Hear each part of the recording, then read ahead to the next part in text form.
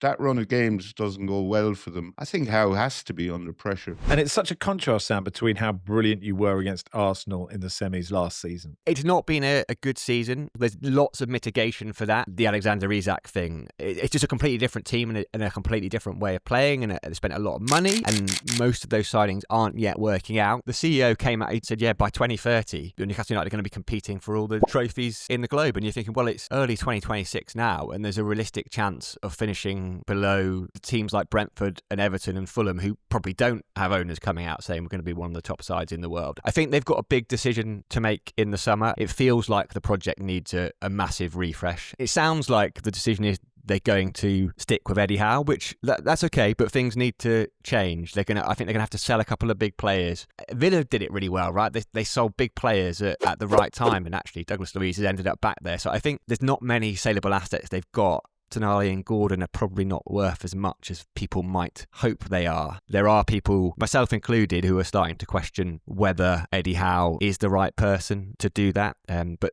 something has to change. If you look at the fixtures Newcastle have coming up, Brentford at home, and then they've 4 away games in a row: Spurs, Villa, Qarabag, Man City. That run of games doesn't go well for them. I think Howe has to be under pressure.